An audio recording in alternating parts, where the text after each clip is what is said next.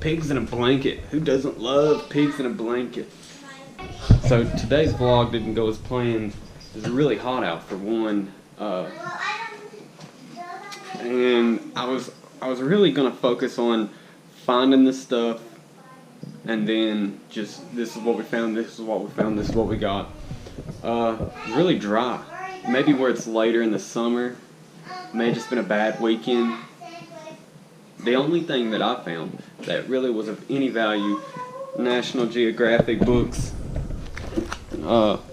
They're all good. These were, this is probably the first hands that's touched them. First couple hands that's touched them, because a lot of them are still sealed in the pack. I just opened them up because I'm gonna sell them individually. A lot of you go like, "Why'd you open them up? They were sealed." But you can get more out by selling them individually. I probably could have sold it quicker, keeping it in the pack, maybe for a little bit more. But I've looked online, and the most anybody's selling these is 2 at a time. Even the mint condition ones, which this falls under mint condition. So the most anybody's selling them is 2 at a time. And the shipping is about the same as what they're selling them for, which is $3-4 a piece. Or $3 or $4 for 2. Well, I've got a box here that's probably 30 or 40. No, definitely 40 at least, maybe 50. That's 12. This is 12. So you see how far this comes up on the box. Probably got another 50 to 70. Y'all know when I count them. But I got the whole box for $5. It's a good trick when yard selling. If you find magazines, not books, you normally don't find books that are a really good deal, but magazines you will. You can find people that just have boxes of magazines that are whole box for $5, whole box for $1, whole box for $10. Now if it's a big box, if this box was double this size, I would have paid $10 for it. This box at the size that it is, I wouldn't have paid $10 for it. She asked $5, I gave her $5, because I do one sale on eBay, I've got my money back. I'll probably make, if they all sell, $50. It's not bad for a weekend. One day's worth of work. Found these at really the first one we stopped at. It'll take me an hour, maybe 2 at most, to get them online. So it's not bad. I'm definitely not complaining.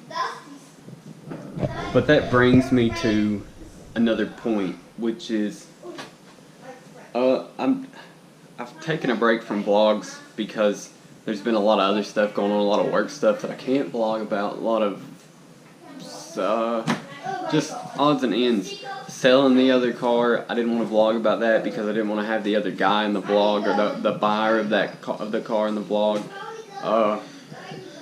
I spent a whole 2 days selling that car because the guy that I sold it to was a friend. I wanted to prove that it was a good car, so I tracked down a bunch of receipts for it. Had to go and get some new receipts from old purchases for parts on it so that he would have the warranty.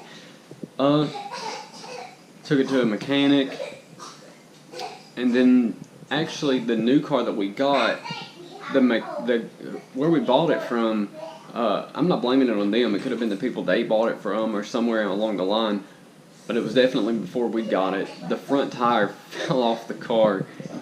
Wasn't anything dramatic. It was just loose. It started wobbling. I pulled over. Front tire fell off when I pulled over.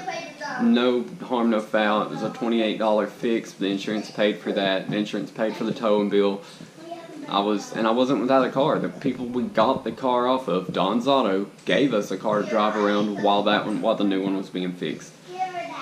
It's nothing wrong with Subarus. The rims that's on that car, because it's not the base model, they come with upgraded 17-inch aluminum rims. If you know anything about aluminum rims, if you take one off or take them off and put them back on, unless you put them on with an impact wrench, or an impact wrench, Like if you hand tighten them, you need to tighten them down as good as you can. Drive around on it for a day, and then tighten them back down. Otherwise, that's what's happened. Somebody's probably put it back on with not enough poundage on the impact wrench, or they put them on by hand and then just never tightened them back down. No harm, no foul. Could have been a lot worse, but it wasn't. So I'm not gonna go there. Another thing is, it's Saturday. I hate the weekends unless we've got something planned to do. Me and Brittany and the kids to go out and have fun. I hate it. And like today going to do this was alright, but it wasn't preferred. I can't wait until I wake up Monday morning. Markets are open. I'm investing. I do a lot of investing for a living, for myself and others. So when the markets close on Friday, that's it for 2 days. My hands are tied. As long as the markets are open, I have the potential to make money. Now I'll get into that, and I'll do a whole video just on that, or a whole lesson just on that. You know, I'm not saying that I'm constantly in the market or taking positions. I'm not impatient, and I'm not doing it with the sole purpose of making money. If you have that drive behind you, if you do what you do just to make money and not because you love it, you're gonna suck at it, or you're gonna end up hating it. One or the other. But I thoroughly enjoy it. Well, this is a way, this is an outlet for me. Go find these deals at yard sales. I'm a hustler at heart. Any opportunity to make money, I can make money on this. That $50, $50 may not be much, but it's $50. And when I take that $50 and then we go out to eat, or I put 30 in the gas tank, I will enjoy that because I know, okay, that came from everybody else walked past those magazines. Most people didn't even go yard selling. I went, found what I was looking for, which was a deal, closed on that deal, as small as it was, and reaped the rewards from it. And I'm sure anybody watching this video will see it in the future and think, oh, because I'm going to let you know, look, yeah, I sold 2 of those, I sold 4 of those, I sold 10 of those, I sold all of those. Money's in the account. I'll keep you up to date on it. But I was just going to let you know that, I've debated about opening up a new channel to do business videos or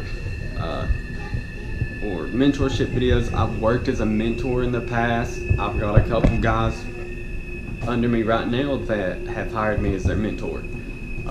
I'm really educated in the markets, in investing in general, stocks, futures, commodities, which are traded on the futures market, and currency. Currency is really my specialty. Global macro fundamentals. It's a term that's been thrown around a lot lately. I was a fundamental trader back before fundamental trading was cool. And the story of how I got my first job, and then what happened with that job, and then how I got to where I'm at today, it's a crazy story. I don't know what else to say. I'm not going to go into it right now. I will make a video about it, but it's going to take a whole video for me to explain all of that. It's nuts. It involves the feds, it involves crime, whistleblowing, and it's a lot. It's just a lot. I'm not going to go into it right now. That's all I'm going to say about it right now. I will make a video about it soon. I'm gonna get better with these videos, and I don't mean production and blah blah blah. That'll come. It's already getting better as it goes. I've taken a little short break, just like I said, because everything's been so hectic here lately. Haven't had time, haven't had subject matter to vlog about. and I know a lot of vloggers and a lot of people who watch vlogs talk about, well, it's not exactly the material, it's not the subject, we just want to watch you. Well, I appreciate that. I appreciate that you want to watch me, but if it's just me having a basic conversation with somebody, or just me listening, or waiting in a waiting room, and maybe I'll learn how to do that. Maybe I will learn how to bring you guys along with me for that. But I'm not there yet.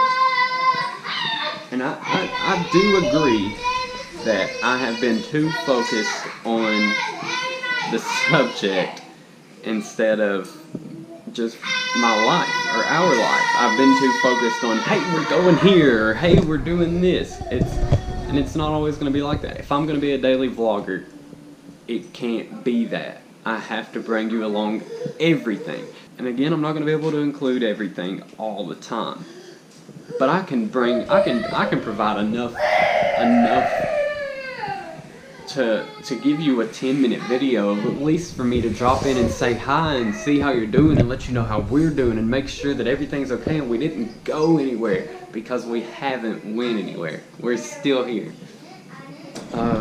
I've got some big things planned for, I talk about how I need to get away from what we're doing and then immediately go into, we got some big things planned for, but so August is always a big month because in business, because most of the world takes their vacation in August. They just take the whole month of August off. So people in Europe, the UK, China, even just the whole month of Europe off. The US goes to school less than most of the world, yet we work more than most of the world. It doesn't make any sense. We don't get a month of paid vacation. You're lucky if you work a job that gives you a week or two of paid vacation. And most people don't take that all at once. They just use a vacation day here or there in place of a sick day, or a this day, or that day. Brittany made... Get up there. Brittany made pigs in a blanket. You like pigs in a blanket? I hope the kids do. But anyway, so I'm getting ready to sit down, put these on eBay. I'm not linking the eBay on here, nothing, so don't think that I'm trying to sell you guys anything. If you guys want some of these, let me know. I might just send you one for free. We got some cool ones. But I've talked about hustling in the past, and that's what I'm talking about. That's what I'm getting at. You've gotta love it. It can't be just, oh, I love money, so let me find what makes the most money, or makes a certain amount of money that's sustainable, and then I'll just work that job. You have to love the process. Like, going out to yard sales, or Craigslist flipping, or eBay drop shipping, you have to love that process. Sure, it results in money, but there's not enough money there to make any one transaction worth it. And in those situations, it definitely does take money to make money. If I was strictly after it just for the money, I wouldn't be doing it. I love the process, though. Going to a 100-foot by 100-foot lot that's got yard sales upon yard sales, and people's got this stuff and that stuff, and clothes and shoes and tools and magazines. You can about always buy a box of magazines for $5 and flip them for at least $1 a piece. That's a given. People will pay $1 for that magazine. Somebody's not going to buy all those magazines at $1 a piece, but they will buy But they will buy one for $1. See you on there. I see you on there. But they will buy one. And then you'll probably find 50 people who will buy one. Then they're all sold. We got the kids one toy each, and then because they're just so cute and sweet, every time we stopped and there was a box of toys, the ladies would say, "Now get you one a piece, you can have one for free." So they walked home with it, or they walked home. They came home with a handful of toys. Look at this Monster High doll. We didn't have dolls like that when I was a kid. It was not appropriate for a doll's hair to be green. Anyways, the kids both came home with a armful of toys. Pretty much for free. And guys, we have Legos and a new book bag. Ow, my toe. You okay? What'd you do, stub it? Yeah. But I think Brittany bought her sister a shirt. Oh yeah, by the way. Got a shave, got a haircut. It's grown out a little bit now because it's been a couple days. Skin fade. It's not exactly where I want it. I want the top to be quite a bit longer, at least probably about double as long as it is right now. But I couldn't just let it keep growing until it got there and then cut it. So we're gonna continue the fade. Just go back every 2-3 weeks until the top gets where it needs to be. If I'd have just let it keep growing, then the top would have grown out, the sides would have grown out, and I would have looked hideous. Arian got a little haircut too. He got a little skin fade too. Looks real good.